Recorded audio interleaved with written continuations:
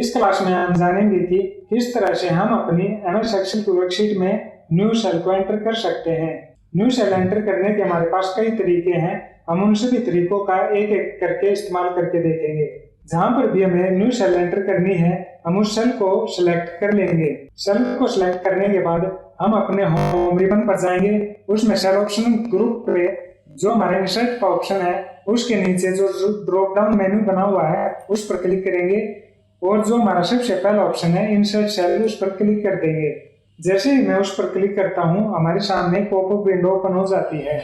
इसमें हमें 4 ऑप्शन मिलते हैं। ऊपर के 2 ऑप्शन सेल के बारे में हैं, तो मैं जो दूसरा ऑप्शन है उसको सिलेक्ट करके ओके कर देता हूं। तो जो मेरी सिलेक्टेड सेल थी वह नीचे की तरफ खिसक जाएगी और उसकी जगह पर एक ब्लैंक सेल इंसर्ट हो जाएगी।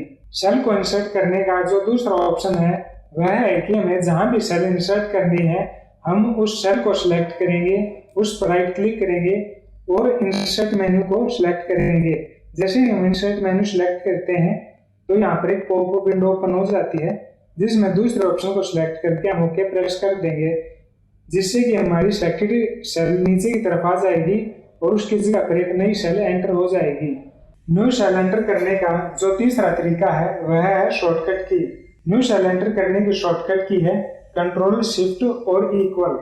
जैसे ही मैं कंट्रोल शिफ्ट इक्वल प्रेस करता हूं तो मेरे सामने फिर से एक पॉपअप विंडो ओपन हो जाती है, जिसमें से मैं अब की बार पहले ऑप्शन को सिलेक्ट करता हूं और ओके प्रेस कर देता हूं। तो जो मेरी सिलेक्टेड सेल थी वह दाईं तरफ सरक जाएगी और उसकी जगह पर एक नई सेल एंटर हो जाएगी। तो इस तरह से हम अलग अलग तरीके से अपनी एमएस एक्सेल की वर्कशीट में सेल को एंटर कर सकते हैं। अब मैं चाहता हूं कि ये सेल डिलीट हो जाए, तो सेल को डिलीट करने के लिए मुझे जो भी सेल डिलीट करनी है वो सेल को सिलेक्ट करूंगा, होम रिबन पर जाऊंगा और उसके सेल ऑप्शन ग्रुप में जो डिलीट आइकन है उसके नीचे जो ड्रॉप डाउन मेन्यू का एरो बना हुआ है उस पर क्लिक करूंगा और यहाँ पर जो मेरा सबसे पहला ऑप्शन है उसको सिलेक्ट करूंगा, जिससे कि एक पॉपअप विंडो ओपन हो जाएगी और उसमें मौजूद मैं पहले ऑप्शन को सिलेक्ट कर लूंगा और ओके प्रेस कर दूंगा। तो जो मेरी सेल थी वह डिलीट हो गई और जो दाईं तरफ मेरी सेल थी वह बाईं तरफ खिसक गई है। सेल को डिलीट करने का जो दूसरा ऑप्शन है वह है मुझे जो भी सेल डिलीट करनी है मैं उस सेल को सिलेक्ट करूंगा, राइट क्लिक करूंगा और उसके डिलीट वाले ऑप्शन पर आकर क्लिक कर दूंगा। यहाँ पर मुझे फिर से पॉपअप विंडो मिलती है, जिसमें से मैं दूसरे ऑप्शन को सिलेक्ट करके ओके कर दूंगा। तो मेरी नीचे वाली रो ऊपर आ जाएगी और जो मेरी सिलेक्टेड रो थी वो डिलीट हो जाएगी। सेल को डिलीट करने का जो तीसरा तरीका है वह है शॉर्टकट की। मैं सेल को सिलेक्ट करता हूँ और अपने कीबोर्ड से शॉर्टकट की प्रेस कर देता हूँ कंट्रोल और माइनस। जैसे ही मैं कंट्रोल और माइनस को प्रेस करता हूँ तो मेरे सामने जो पॉपअप विंडो ओपन होती है मैं उसमें दूसरे ऑप्शन को सिलेक्ट करता हूँ और ओके प्रेस कर देता हूँ, तो मेरी सेल डिलीट हो जाएगी।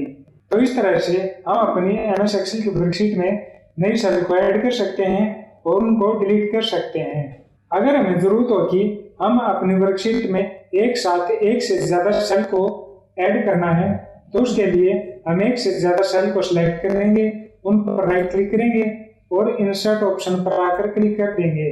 यहाँ पर मैं ऊपर वाले दोनों ऑप्शन में से कोई भी ऑप्शन अपनी जरूरत के अनुसार चुन सकता हूँ। मैं यहाँ पर जो ऑप्शन चुनता हूँ वह दूसरा है और मैं ओके प्रेस कर देता हूँ। तो मेरी जो सिलेक्टेड सेल थी वो नीचे आ गई और उनकी जगह पर नई सेल एंटर हो गई है। अब इन मल्टीपल सेल को मुझे डिलीट करना है तो मैं राइट क्लिक करूंगा और डिलीट वाले ऑप्शन पर क्लिक कर दूंगा।